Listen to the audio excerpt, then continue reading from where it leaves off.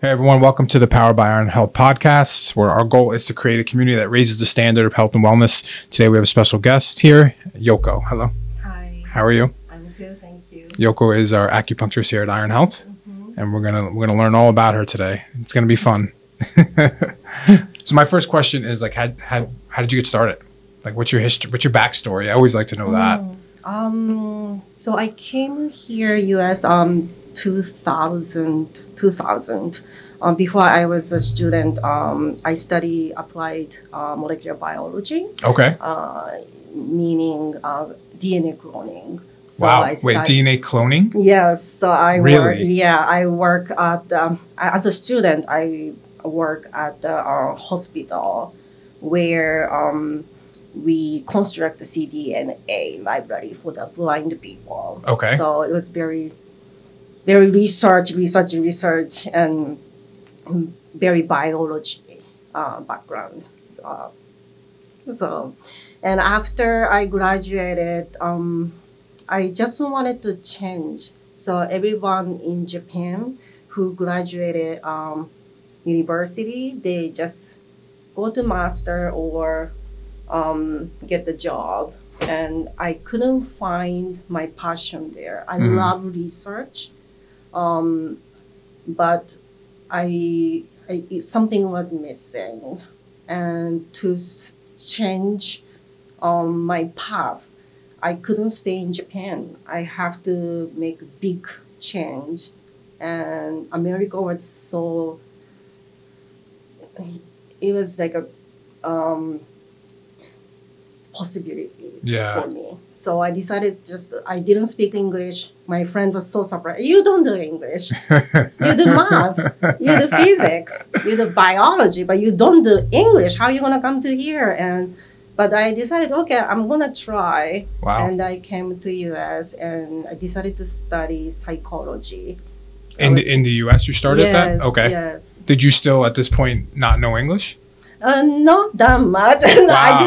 I've been here for almost 20 years. So I do speak English, but it's not my strength. Okay. I still think in Japanese in my brain usually. Wow.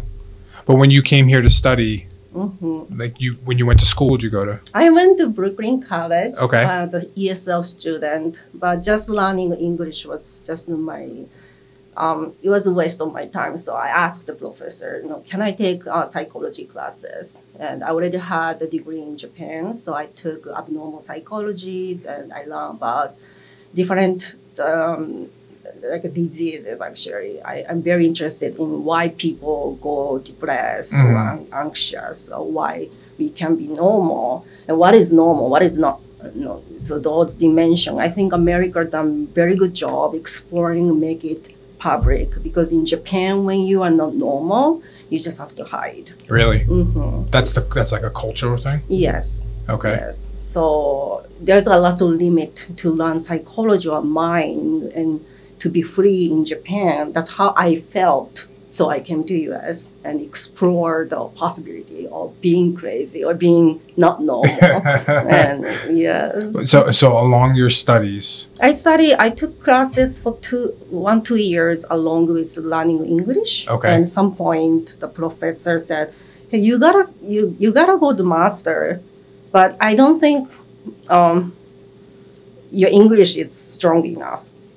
If you want to be the counselor, you have to compete with American girls who do, talk well, Yeah. express themselves really well. And he said, are you interested in acupuncture, Chinese medicine, because you have biology background, you got it covered, and you learn mind.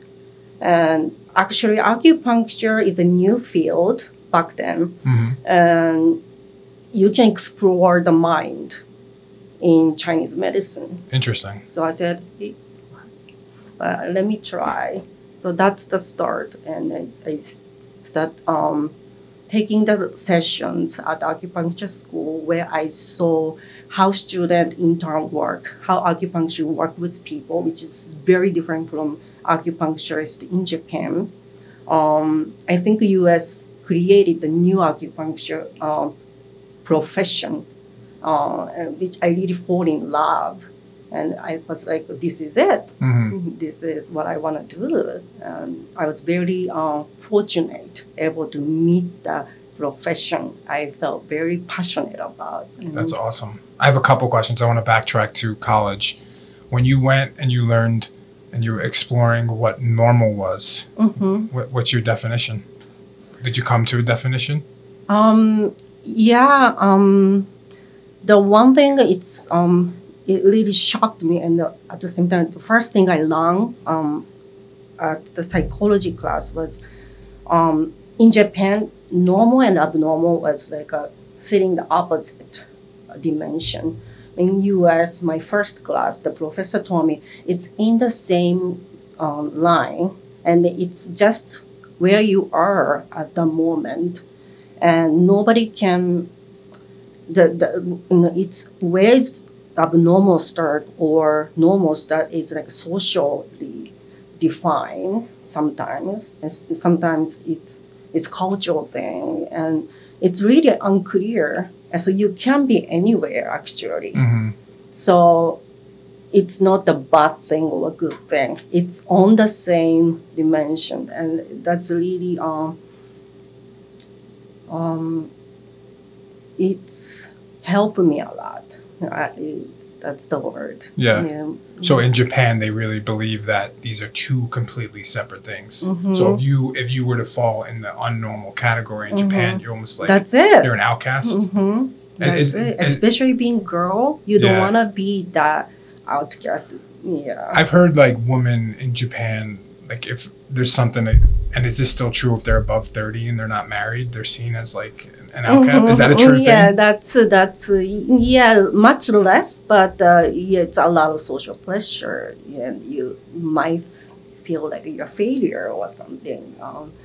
It's not fair because to advance you want to be good at the school, and if you're good at the school, you go to college, university, and master's and PhD, and at the time you graduate, it's your past studies. Yeah. And then in the social setting, you are a failure.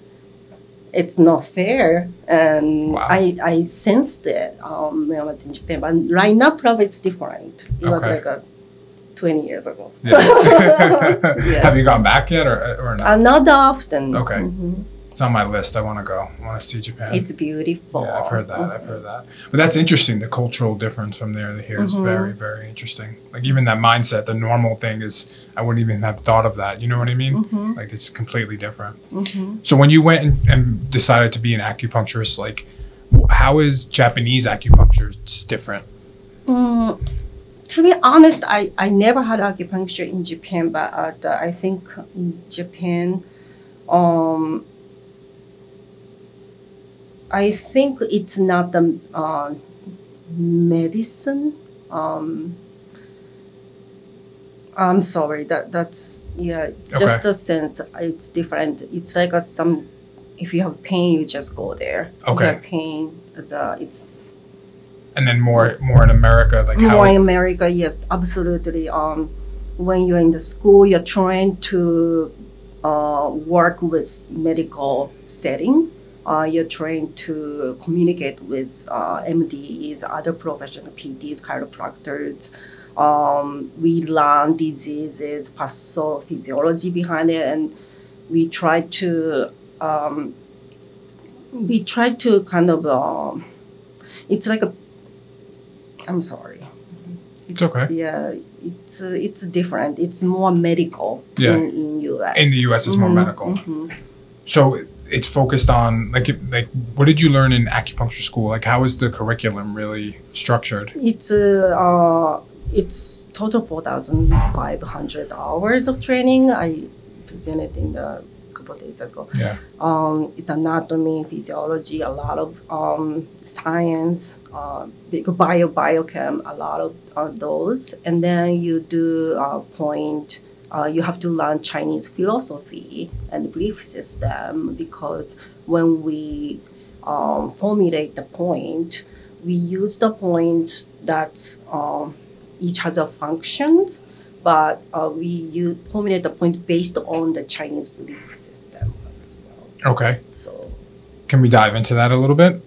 For example, so it's everybody has a different styles, but my style is, so if the patient has, let's say, shoulder pain with a little, arm problem, first you like to you want to think about the biology, why this part is painful and something might be broken. But when I choose the point along the spine where the nerve innervate to the area where you have the dysfunction. So we use the anatomy and to choose the point. That's the number one usually. And then also you put the actual painful point, and that's because there is a problem there. It's anatomy. And then you start thinking, you have to think, so why this person had this problem? It starts thinking about Chinese philosophy, where it's the imbalance in your body. Everybody fall, but everybody, when somebody fall, not everybody had the same kind of symptom. The shoulder pain can be different. And this person has more weakness, or he has like a little too much energy, or this person doesn't heal because their stomach is not working well. We have to kind of start thinking about the whole body. What's the imbalance? And we're going to pick the point to rebalance the dysfunction. That's the very Chinese part of the point selection. And then my case, because I like to think about mind for the mind influence to the problem, I'm gonna think like what's mind point? There's a mind point in the Chinese medicine. Is that the anger influencing the way patient feel the pain, or it's the anxiety? That's why patient feeling this type of pain, or why it's not recovering. It's that loneliness maybe.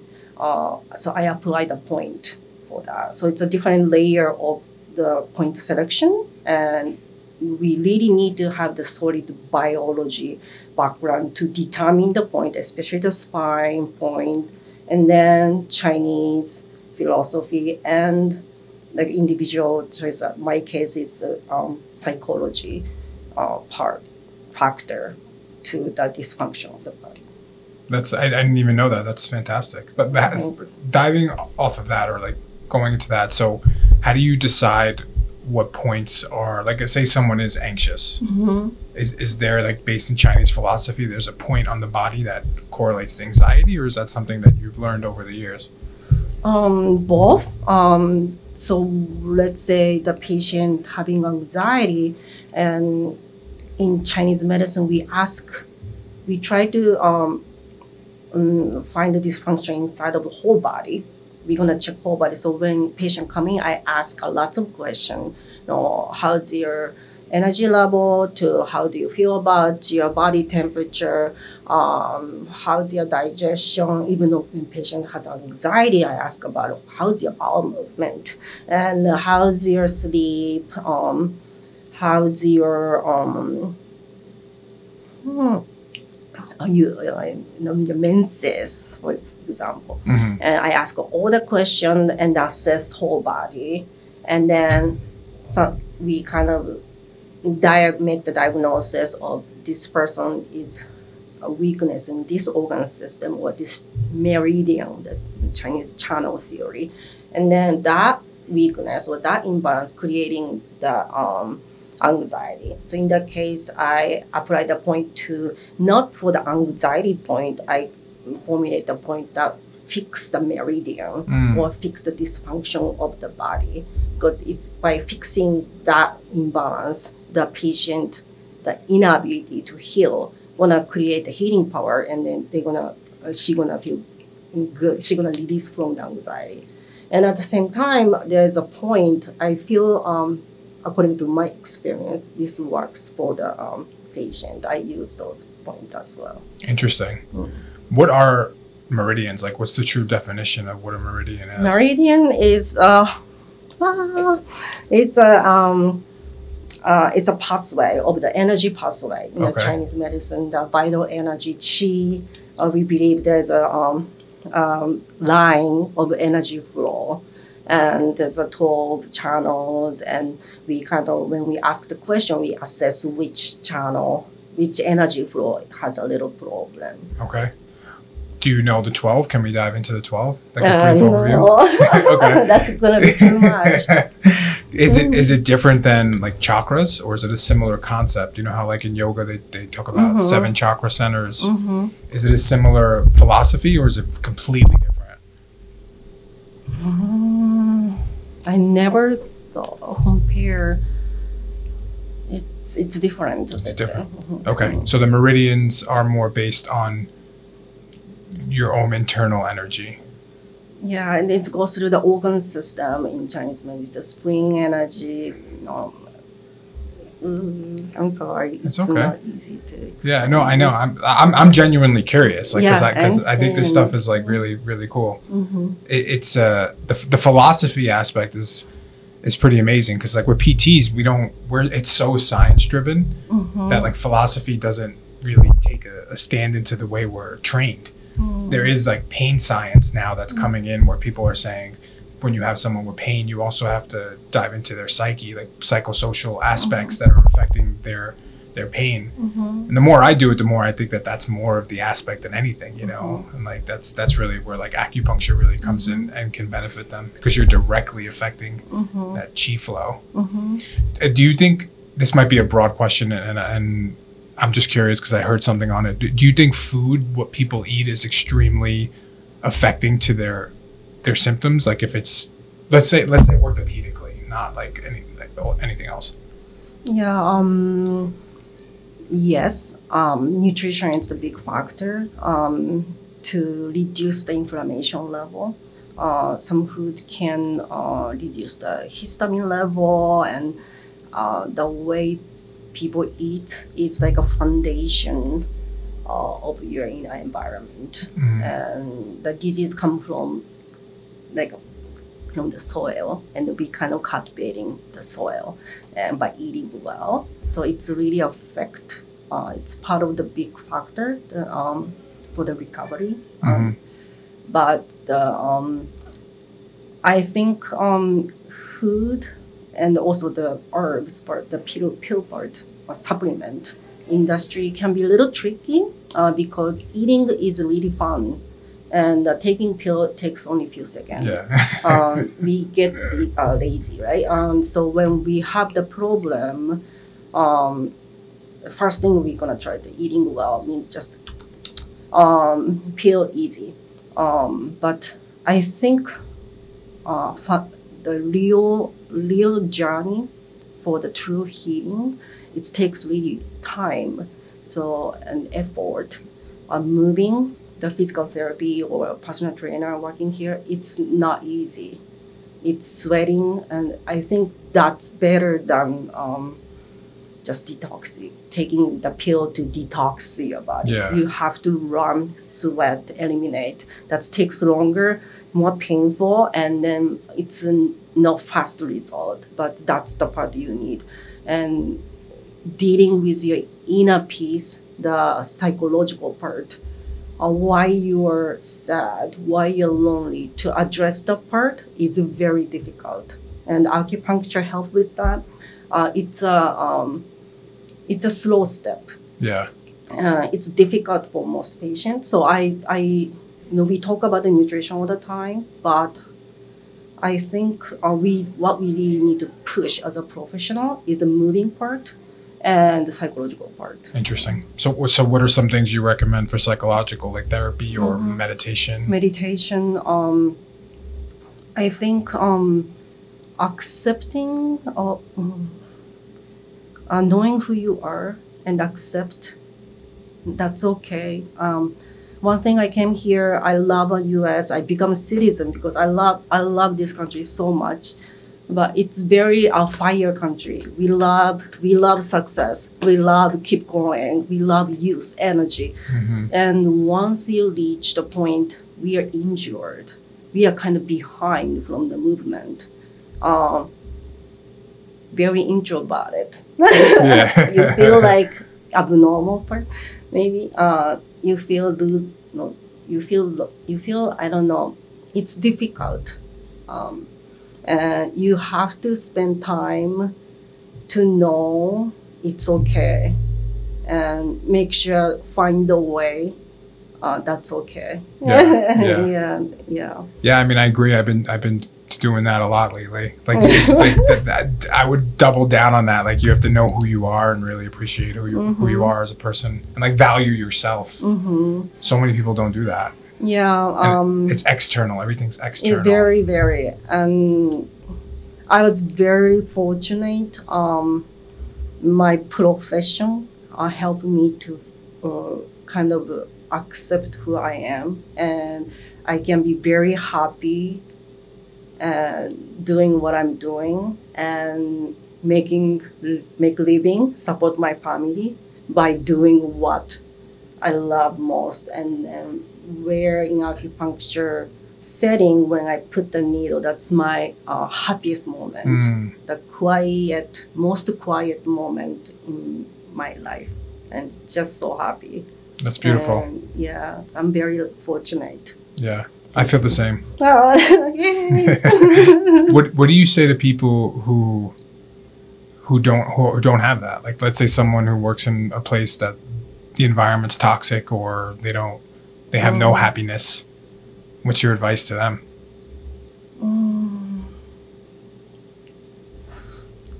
Seek help. I think it's okay. Ask help and find a space. You can be weak. That's good. It's really good advice. For you too, I know acupuncture can treat many different things, right? Like, you don't just treat orthopedics. You also have another subspecialty. Do you want to talk about that a little bit? Yeah. So after I graduated 2006, I got the license, and I've been working for this Chinese doctor who's specializing in HIV in the beginning, and then the hepatitis C. And the last 10 years, he been working with Lyme disease patient. So I work for him, meaning I work with the patient with complex disease. Hepatitis C, they didn't have a cure until 2011. So, helping them, not just making their liver as healthy as possible, helping their digestion, helping mitigate the side effect from the medicine, helping them to feel okay, less desperate. Because when your doctor said we don't have a cure, they're really. So I work with internal medicine, part of the acupuncture, for last 2 decades, let's say. And then the Lyme disease also very complex. My acupuncture I try to help their cognitive dysfunction, neurological dysfunction, digestive dysfunction, hormonal dysfunction, of course the pain, but I do whole aspect of their dysfunction. And so That's great. acupuncture can work for a variety of conditions. For Lyme disease specific, is there a lot of results for it? And is there studies coming out for acupuncturists and Lyme disease as well? Lyme disease, acupuncture does not cure Lyme disease because it's an infectious disease. Most of the patient goes on antibiotics treatment. Yeah. And after few years around antibiotics treatment, they try to go herbal direction, and there's a lot of research. For example, Johns Hopkins, they have good research showing some herbs have actually better antimicrobial activities than antibiotics itself. So, patients are well educated usually, and they like to try those herbs. And acupuncture, there's the study. Most of the patient who use complementary treatment. A lot of Lyme patient like to take acupuncture, and then they I don't remember the percentage, but they said there's helpful to reduce the symptom. If they don't have, if they have, while they have active symptom, like photophobia and the brain issues, they don't have enough energy to take antibiotics. We help them to get through the daily life, so they can keep taking the Western medicine or herbal medicine. So that's acupuncture, help can be helpful for the Lyme patient. What do you like to treat? Like, what's the conditions you like to treat the most? What condition? Anything, but I don't want to say I like, but I do a lot of depression, anxiety in patient, and insomnia, and those psychological symptoms. I work really well. That's great. Is there anything else you want to end with? Yeah. I want the patient. So the when patient has a lot of pain, as you said, pain has a physiological factor and a psychological factor and social factor that has an impact on why you're feeling this pain. And at the acupuncture table, I just try to find like the deepest of yourself, like a emptiness. It's very Zen experience. Most of the patients, I hope they're experiencing, and know your power through the emptiness. Sometimes I do like breath work with patient, and I want them to feel their power to heal. And I think when they feel it, they feel less anxious. And when they are less anxious or less stressed, a lot of good the chemicals flow through their body, and it will help heal themselves, and then to be physically, emotionally,